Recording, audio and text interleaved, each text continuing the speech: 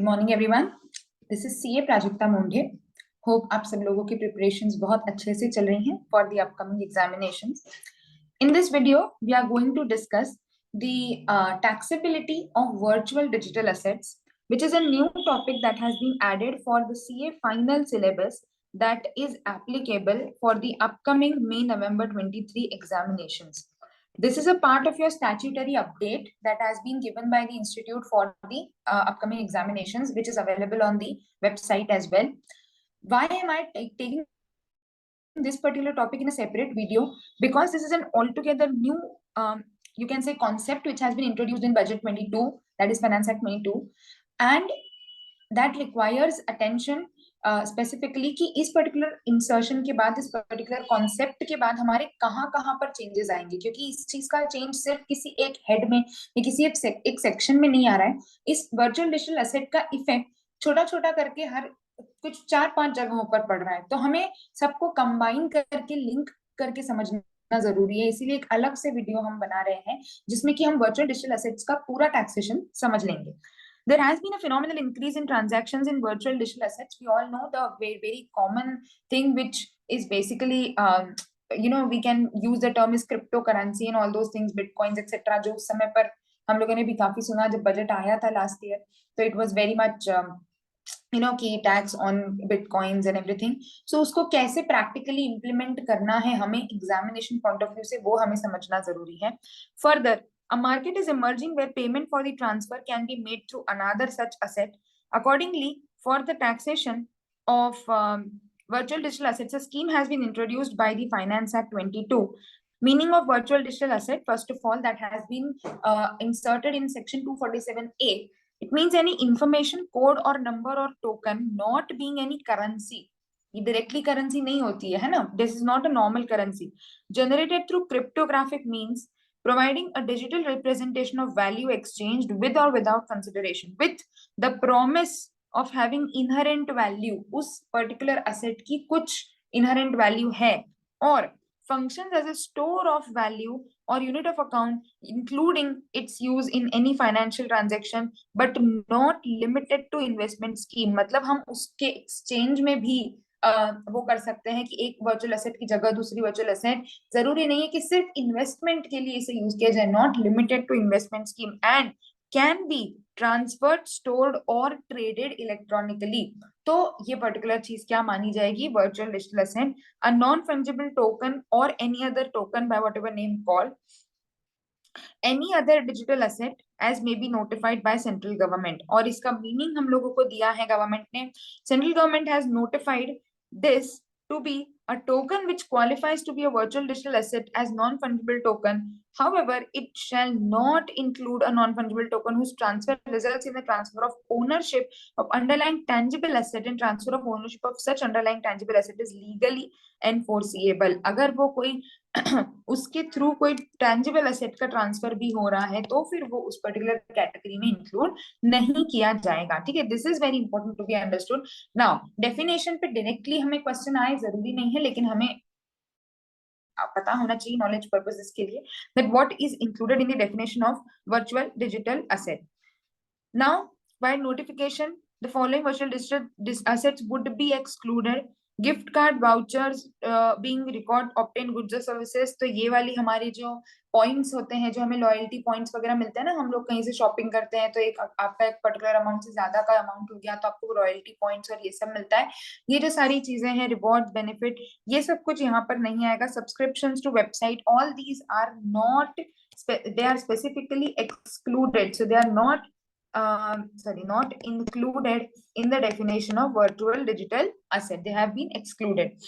Taxability of income from transfer of virtual digital asset. Now, first of all, हमें ये समझना है कि हमारे पास वर्चुअल डिजिटल एसेट से इनकम कहाँ कहाँ से आ सकती है। तो जो मेजर दो चीजें हमें समझनी है वो ये है कि या तो हमने ट्रांसफर किया, ठीक है, हमने कोई वर्चुअल डिजिटल एसेट सेल करा, मतलब बेसिकली ट्रांसफर करा, और ब्रॉड टर्म से हम बात करें तो ट्रांसफर करा, एक वो तरीका हो सकता है हमारे पास पैसा आने का। दूसरा हो सकता है कि हमको एज अ गिफ्ट वो वर्चुअल डिजिटल एसेट मिली हो, again that will be our income. So कौन सी हेड में जाएगा, कैसे टैक्सेबल होगा, कब किस रेट से टैक्स लगेगा, क्या कोई टीडीएस प्रोविजन है, ये सारे इंटरलिंकिंग चीजें हमें साथ में समझनी है। So first section 115 BBH talks about transfer of virtual digital asset. Tax on transfer of virtual digital asset. Any virtual such income will be taxed at 30%. No deduction is allowed under any provisions in respect of any expenditure or allowance except for cost of acquisition if any. अगर कुछ हमने खरीदने के लिए cost दी होगी वो minus करोगे, बाकी कुछ नहीं. No set off any loss is allowed from such income. तो आपने सपोज ट्रांसफर किया 4,20,000 में, आपने खरीदा था से फॉर एग्जाम्पल 3 lakhs में, 1,20,000 का आपका गेन हो गया. यहाँ पर अब अगर कोई और लॉस है तो वो इससे सेट ऑफ नहीं हो सकता. क्या बोला है देखो, no set off any loss is allowed from such income. Set off loss from transfer of virtual digital asset. अब अगर वर्चुअल डिजिटल एसेट को बेच करके लॉस हो गया तो क्या हम उसको सेट ऑफ कर सकते हैं किसी और हेड से. Loss from transfer of virtual digital asset would not be allowed to be set off against income computed under any provisions and such loss would not be allowed to be carried forward to succeeding assessment years. तो मतलब अगर इस head में income हुई तो उससे कोई सा लॉस सेट ऑफ नहीं हो सकता, और अगर इससे कोई लॉस हुआ तो वो किसी इनकम से सेट ऑफ नहीं हो सकता, ना ही कहीं कैरी फॉरवर्ड हो सकता है. तो बहुत रेस्ट्रिक्टेड सा सेक्शन है. Virtual digital asset need not to be a capital asset. This is a very important thing. क्या हो जाता है ना, जब हम ट्रांसफर की बात करते हैं हमको लगता है कि हम ट्रांसफर की बात कर रहे हैं, हम कैपिटल गेन पे पहुंच जाते हैं और कैपिटल एसेट वाले पॉइंट ऑफ व्यू से सोचने लग जाते हैं. तो उन्होंने क्लियरली बोल दिया, definition of transfer 247 would apply to any virtual digital asset whether it is a capital asset or not. तो अगर आपने उस वर्चुअल डिजिटल एसेट को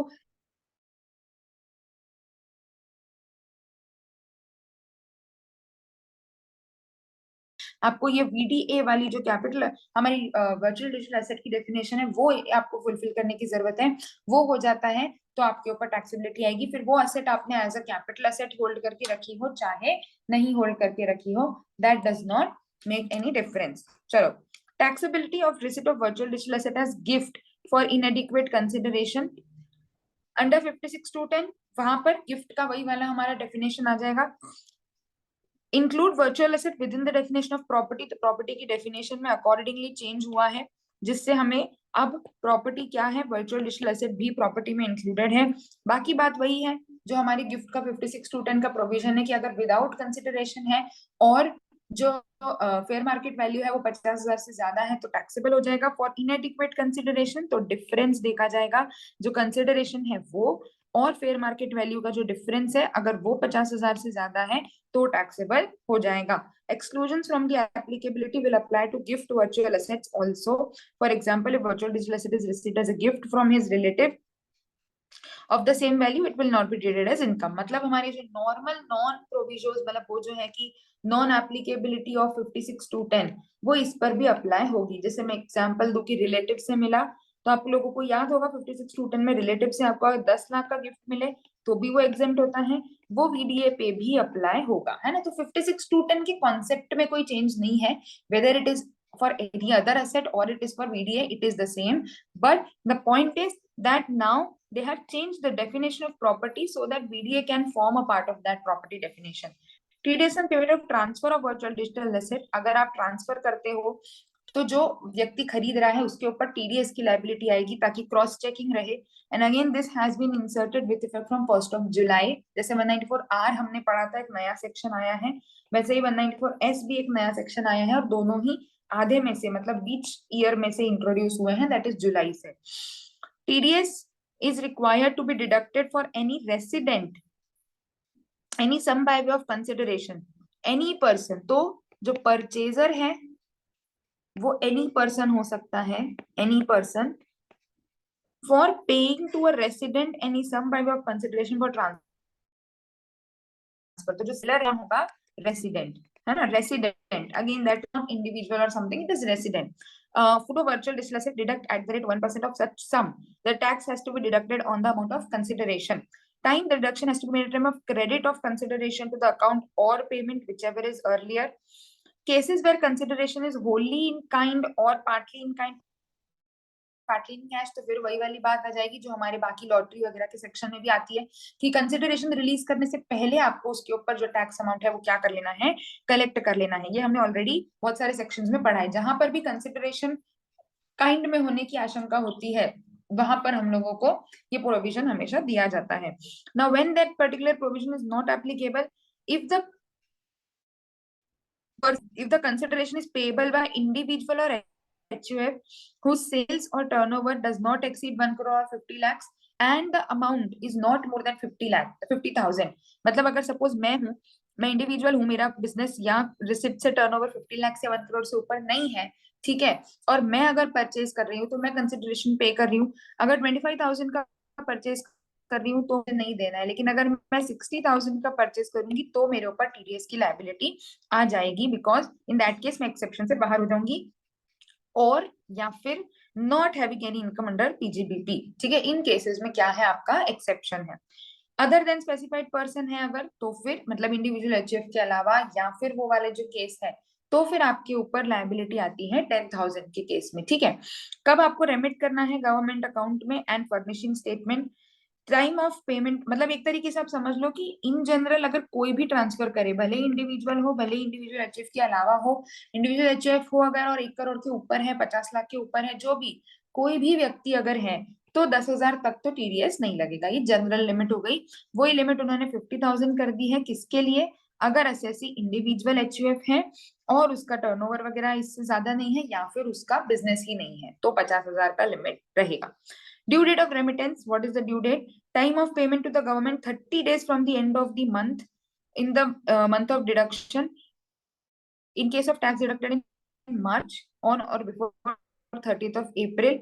In case of any other case on or before 7 days from the end of the month of the deduction. So any other case में आपका date हो जाता है 7 दिन का. ठीक है, सो ये हमें ध्यान रखना है कि स्पेसिफाइड पर्सन के लिए उन्होंने थोड़ा सा रिलैक्सेशन दिया है, क्योंकि वो ऐसे लोग हैं, ये वाला केस काफी हद तक हमारे वो उससे 26 क्यूबी वगैरह जो फॉर्म्स हम लोगों ने भरे हैं उससे मैच होता है, कि वो वाले जो सेक्शंस हैं वो भी जनरल हो जाते हैं, जो कोई नॉन बिजनेस पे भी लग सकता है.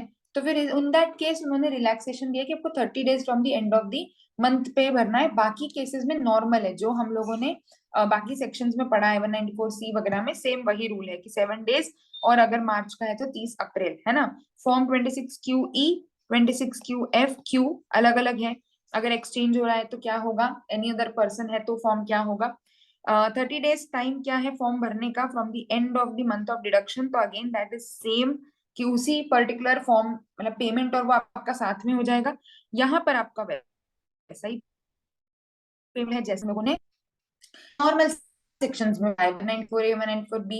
तो हमारा 26Q फॉर्म भी उन्होंने कॉमन ही रखा है, तो हम जानते हैं 24 की 26Q these are the two forms for TDS returns. तो यहाँ पर कोई भी चेंज नहीं है. ठीक है, there is no change. Exchange के लिए नया फॉर्म है, बट नॉर्मल अगर जैसे सपोज मैं बिजनेस कर रही हूँ और मेरा 1 करोड़ से ऊपर का टर्नओवर है और मैंने कोई वीडीए खरीदा है, तो मैं नॉर्मल जैसे मेरे रिटर्न में 194A 194C 194J का डिडक्शन दिखा रही हूँ, वैसे ही मुझे 194S का डिडक्शन भी दिखाना रहेगा. सो कुछ अलग नहीं रहेगा उस केस में. इलस्ट्रेशन फर्स्ट देखो, एक एग्जांपल समझते हैं. Mr. Abhinav, aged 32 years, who has following income for AY 23-24, interest on SBI, interest on saving bank, consideration received for transfer of VDA. तो हमने बेचा है ना, तो हमारे ऊपर इस अमाउंट पर कितने परसेंट से टैक्स लगेगा, 30%, और टैक्स ऑलरेडी डिडक्ट भी हुआ होगा, है ना, क्योंकि अमाउंट जो है वो थ्रेशोल्ड लिमिट से ज्यादा है. Cost of acquisition, expenses on transfer of VDA. So now you are supposed to consider the fact that only cost of acquisition is allowed to be deducted. Is below the basic exemption limit, therefore tax other than VDA is कि उसका other than VDA income 2.5 lakh से कम है. Income of 41,000 would be taxable at the rate 30%. Again, this is very important to be understood. 62 minus 21 is 41. आपको cost of acquisition के अलावा कोई deduction नहीं मिलेगा. ट्रांसफर एक्सपेंसेस का डिडक्शन यहाँ नहीं मिलेगा. Okay, the tax will be इतना, सेस वगैरह जोड़ करके उन्होंने निकाला है. क्योंकि हमने खरीदा है तो हमारे उस पर टीडीएस लगा होगा, जिसने बेचा होगा, सॉरी क्योंकि हमने बेचा है तो जिसने खरीदा होगा उसने टीडीएस लगा के फिर दिया होगा कंसिडरेशन हमें. तो हमें 62,000 में 1% का डिडक्शन होने के बाद हाथ में पैसा आया होगा. जो बाकी की इनकम है उस पर नॉर्मल रूल्स लगेंगे, तो एसबीआई इंटरेस्ट 10% से टैक्स डिडक्ट होगा. This is how you will calculate your net tax payable. So basically in short अगर मैं बात करूं तो वीडीए में हमें मोस्टली 3 चीजों का ध्यान रखना है. ट्रांसफर अगर किया है हमने तो उस पर रेट लगेगा 30%. सिर्फ सेल्स कंसिडरेशन कॉस्ट करके गेन निकालेगा. अगर हमने परचेज किया है तो फिर हमें टीडीएस का ध्यान रखना है कि हमें टैक्स डिडक्शन की लायबिलिटी आएगी कि नहीं, और अदरवाइज अगर हमें गिफ्ट जैसे मिल रहा है तो फिर 56(2)(10) की एप्लीकेबिलिटी हमको चेक करनी रहेगी। ठीक है, these are the main things. तो ये हमारे मेजर सेक्शंस हो जाते हैं in respect of virtual digital asset. और भी कुछ एग्जांपल्स हम लोगों को उन्होंने सप्लीमेंट्री पेपर में दिए हैं, वो आप सॉल्व करके देख सकते हैं, है ना। जैसे एक अपन और देख लेते हैं। Compute the income by mister Raj 32 years was the following income. Business में लॉस हुआ है, वीडीए हमने बेचा और उस पे कॉस्ट ऑफ एक्विजिशन 20,000 था, इंटरेस्ट। अब यहाँ पर 4 लाख की इनकम है अपने को वीडीए से, लेकिन ये जो पर्टिकुलर बिजनेस लॉस है इससे एडजस्ट नहीं होगा। Current year can be set off against income from other sources of that year, therefore business loss can be set off against interest, लेकिन उससे set off नहीं हो सकता। as per 115 BDH business loss cannot be set off against, any loss cannot be set off against the transfer of VDA। तो ये 4 लाख के ऊपर हमको पूरा 23% से टैक्स प्लस सेस देना पड़ेगा। 194S प्रोवाइड्स फॉर डिडक्शन, तो जब हमको पैसा मिला होगा तो उस पर 1% से क्या डिडक्ट हुआ होगा, टैक्स। तो नेट टैक्स पेबल हमारा क्या हो जाएगा, टीडीएस के बाद का अमाउंट हमारा नेट टैक्स payable हो जाएगा। So these points are to be kept in mind whenever you are transacting for a virtual digital asset. If there is a question in examination, that is very much possibility of getting a question on VDA because it is a new topic that has been inserted. So you need to understand that VDA की case में हम लोगों को सारे aspects को consider करके चलना है। अब फटाफट छोटे छोटे से और कुछ प्रोविजंस है, मेन हमारा कॉन्सेप्ट हो गया है VDA का।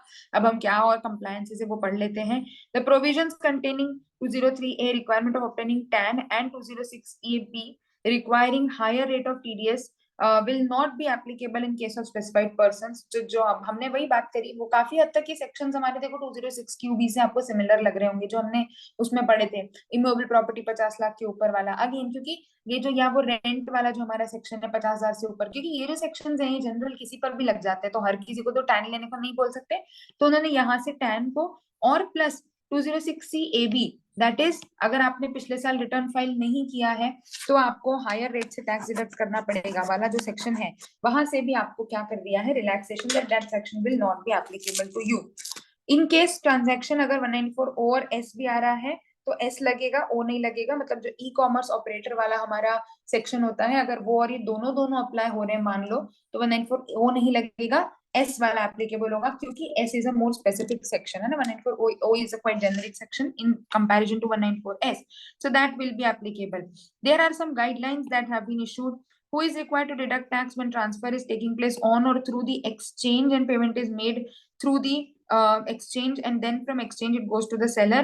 Same section वही लगेगा। Any person who is responsible to pay tax, thus in a peer-to-peer transaction, is peer-to-peer transaction, that is direct buyer to seller, the buyer is required to deduct tax under 194S. After deduction, the deductor is required to furnish a quarterly statement for all such transactions. So that is also clarified. It may be clarified that TDS shall be for a transfer less GST. Again, these things are applicable in quite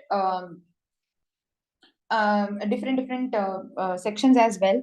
So they have clarified that if the deductor has to furnish a statement for specified person there is a new form. So उन्होंने वही चीज बोली in short कि अगर आप पे खरीद रहे हो तो the person is responsible to pay the consideration has to pay the tax. However if the transaction is taking place on और थ्रू एन एक्सचेंज, तो फिर हमें क्या करना होगा, tax may be deducted under 194S only by the exchange which is crediting or making the payment to the seller.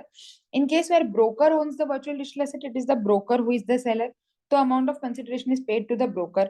In case where credit between exchange and seller is through broker and broker is not the seller, responsibility shall be on both the exchange and the broker. If there is a written agreement between exchange and the broker that the broker shall be deducting the tax, then the broker alone may do it.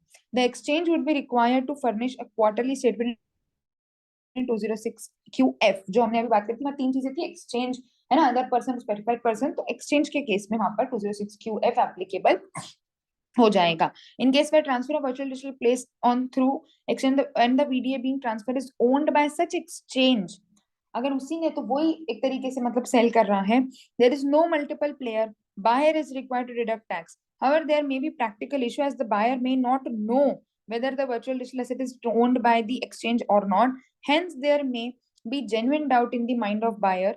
In this case, it has been clarified that while the primary responsibility is in the case remains with the buyer or his broker, as an alternative, the exchange may enter into a written agreement with the buyer for such transactions. The exchange would be paying the tax on or before the due date of that quarter. The exchange would be required to furnish a quarterly statement for all such transactions. The exchange would also be required to furnish income tax return. तो वो उस case में आप चाहो तो confusion ना हो, इसीलिए एक अग्रीमेंट कर सकते हो। जो एक्सचेंज है वो अग्रीमेंट कर सकता है कि हम ही सारा ट्रांजेक्शन्स का ध्यान रख लेंगे, ताकि जो सामने वाला व्यक्ति है उसको कोई जेन्युइन हार्डशिप ना हो, क्योंकि उसको ये नहीं पता चल पाएगा हर बार कि वो जो एसेट है वो एक्सचेंज की है कि ब्रोकर की है, किसकी है, तो वो किसके नाम पर टैक्स काटे।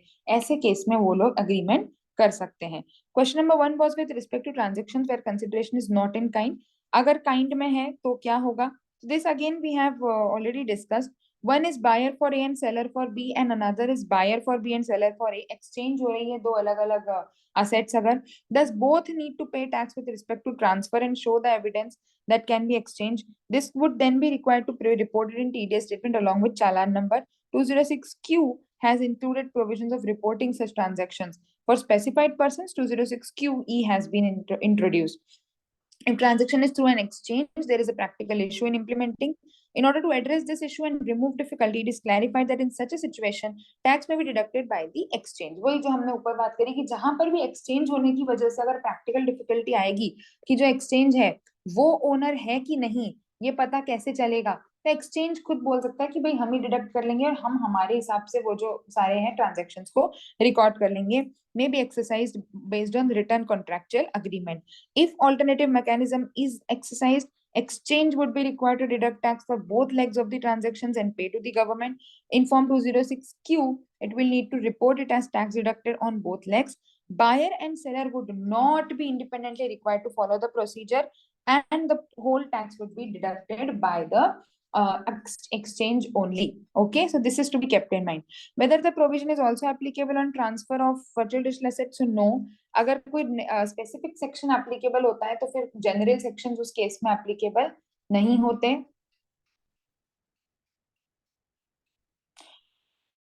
तो अगर स्पेसिफिक सेक्शन एप्लीकेबल हो रहा है, 194S एप्लीकेबल हो रहा है, तो 194Q एप्लीकेबल नहीं होगा।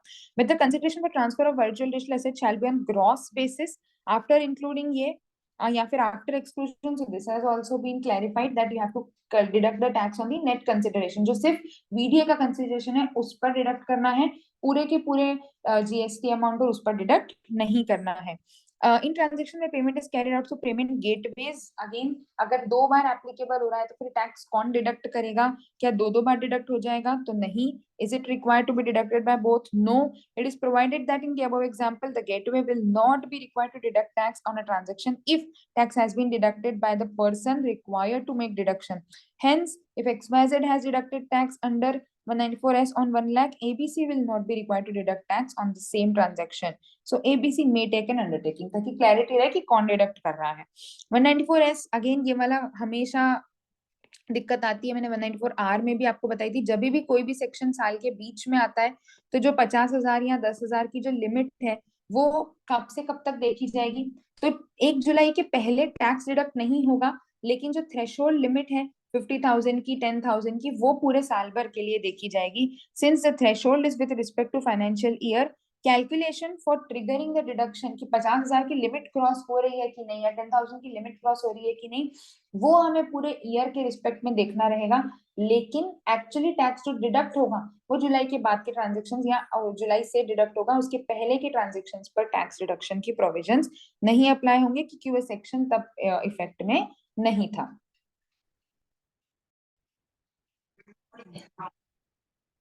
So it has been clarified that the threshold will be computed from 1st of April. The provision of 194S shall apply on some representing credited or paid on or after 1st July. Since 194S applies at the time of credit or payment, whichever is earlier, representing consideration for transfer, such sum which has been credited or paid would not be subjected. तो अगर एक भी कोई transaction हमारा पहले हो गया, ये सेम क्लैरिफिकेशन हमने 194Q के लिए भी दिया था जब वो सेक्शन नया आया था, क्योंकि हर बार ही नए सेक्शन 1 जुलाई से अप्लाई हो जाते हैं, तो वहां पर पीछे के ट्रांजेक्शन्स को वो लोग कवर नहीं करते। तो क्योंकि उन्होंने बोला है क्रेडिट और पेमेंट, तो सपोज क्रेडिट हो चुका था मई में, है ना, और पेमेंट हुआ है मान लो जुलाई अगस्त में, तो क्या फिर इसमें टैक्स लगेगा? तो no, whichever is earlier के हिसाब से टैक्सेबिलिटी कहाँ चली गई? टीडीएस का मतलब लायबिलिटी टीडीएस की चली गई हमारी मई में, और मई में तो सेक्शन था ही नहीं, तो मई में सेक्शन इफेक्टिव नहीं था, इसीलिए अगर क्रेडिट और payment which ever is earlier का कंडीशन लगता है और क्रेडिट हमारा मई में हुआ है, तो then we are not supposed to deduct any tax. So these are the provisions relating to virtual digital assistant. You can get a comprehensive question जिसमें कि वो लोग सारी चीजें दे सकते हैं, मतलब उसमें जैसे आपने छोटे छोटे क्वेश्चंस देखे, इसी का थोड़ा सा एक और एडवांस आपको एग्जाम में आ सकता है, हो सकता है आरटीपी में भी इंक्लूड किया जाए वैसा कोई क्वेश्चन, कि जिसमें आपको कंसिडरेशन वाली चीज भी ध्यान रखनी हो, 30% वाला कैलकुलेशन भी, टीडीएस भी, और उसी के साथ साथ you are also suppose to consider the effect of like holistic question can be asked, or you can get a question of 56 to 10. So the point is you have to keep in mind what are the applicabilities. बोलने के लिए बहुत छोटी सी चीजें हैं, तीन ही चीजें ध्यान रखनी है, गिफ्ट वाली चीज है, टीडीएस है और सेल वाला चीज है, and then there are some clarifications which are again very simple. कब एक्सचेंज के ऊपर एप्लीकेबिलिटी आएगी, कब काइंड में होगा तो हमें क्या करना है, साल के बीच में है तो क्या होगा, ये सारी चीजें हम लोगों को ध्यान में रखनी है। So in this particular case, if there is any doubt, go through the first, you go through the material that has been provided by the institute, and if you have any issues, any doubt, then feel free to discuss.